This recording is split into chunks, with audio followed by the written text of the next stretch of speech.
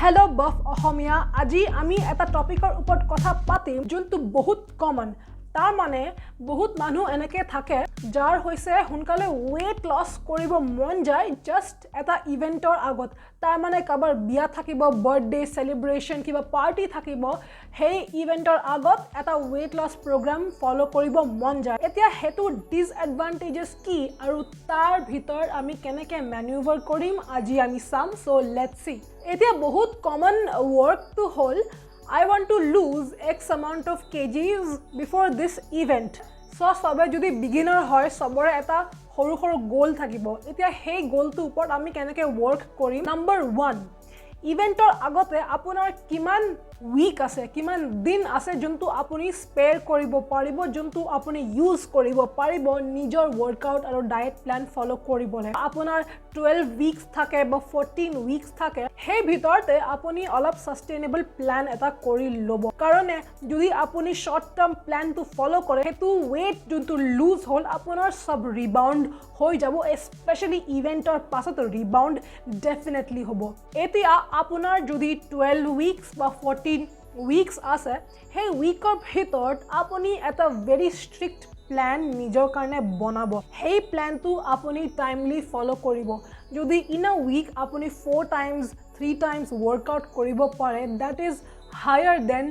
0 যদি আপোনাৰ বহুত টাইট শেডিউল আছে সেই শেডিউলৰ ভিতৰত আপোনাক নিজৰ ডায়েট প্ল্যানটো বনাই প্লে ফলো কৰিব লাগিব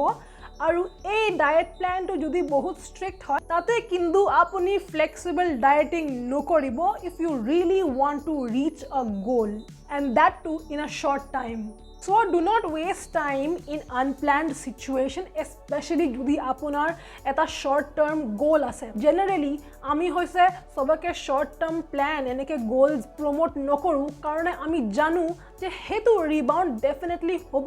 short term goals are called short term কাৰণে হেতু সবে ফলো কৰিব নোৱাৰে আৰু যোনে ফলো কৰে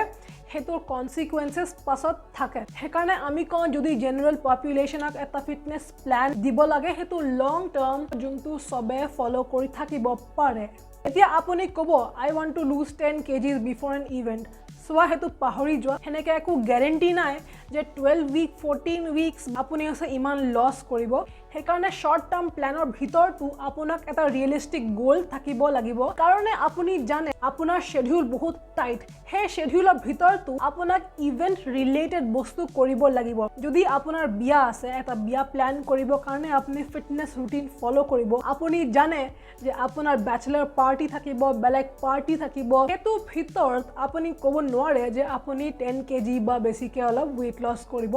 হেতু is not correct So a human body এনেকুৱা evolutionৰ machine হয় যোনটো যদি drastic change হয় body তো ভাল না লাগে body will start showing changes যোনটো drastic change কৰিলে আপুনি গম পাব যেনেকে আপোনাৰ sleep loss হ'ব loss of energy হ'ব কেতিয়াবা hair loss হ'ব skin তো অলপ বেলেগ ধৰণৰ হ'ব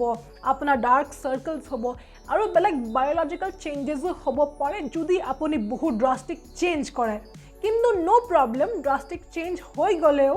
আপুনি নৰমাল লাইফত লাহে লাহে ৰিটাৰ্ণ কৰিব পাৰিব কাৰণ হিউম্যান বডি তো ভালকে এডাপ্ট কৰে এতিয়া যদি আপোনাৰ এটা বিয়া আছে বাৰ্থডে পাৰ্টি বা ডাঙৰ ইভেন্ট আছে সেই ইভেন্টৰ কাৰণে সবে হৈছে এটা কাউন্টডাউন টাইমাৰ কৰিব এই কাউন্টডাউন কৰিলে আপোনাৰ স্ট্ৰেছ বাঢ়িব কাৰণ আপুনি ভাবিব কি মই হৈছে এই ইভেন্টৰ আগত ইমান weight loss হ'ব নে নহব যদি আপুনি এনেকে anxious thought লৈ প্লাই এটা ফিটনেস জাৰ্নি স্টাৰ্ট কৰে সেই কাৰণে আমি কওঁ যে take it one day at আ টাইম তা মানে আপোনাৰ নেক্সট মিল তো কথা ভাবিব সেই দিনৰ এক্সাৰসাইজৰ কথা ভাবিব যদি আপুনি জানে কি ইন আ উইক আপুনি 4 টাইমস এক্সাৰসাইজ কৰিব পাৰিব তাৰ মানে হেতু শেডিউলৰ হিচাপত আপুনি ফলো কৰি ল'ব স্পেশালি যদি আপোনাৰ বহুত টাইট শেডিউল আৰু টাইট ডেডলাইনস আছে এই নেক্সট পইণ্ট তো হল বহুত ইম্পৰ্টেন্ট যোনটো হৈছে ইমান মানুহ মিস কৰে হ্যাভ এন এক্সিট স্ট্ৰ্যাটেজি ৰেডি যদি আপুনি এটা গোলৰ কাৰণে শৰ্ট টাৰ্ম কিবা ফলো কৰে বা কিবা স্ট্ৰ্যাটেজি থাকে সেই স্ট্ৰ্যাটেজিটো পৰা ওলাবৰ কাৰণে আমালোকক এক্সিট স্ট্ৰ্যাটেজি লাগে ঠিক আছে আপোনাৰ শৰ্ট টাৰ্ম weight loss হৈ গল এতিয়া আপুনি গুটে জীৱনত ডেফিসিট খাই না থাকে আপোনাৰ ডায়েটিং স্ট্ৰ্যাটেজি তো আপোনাৰ গোলৰ হিচাপত চেঞ্জ হ'ব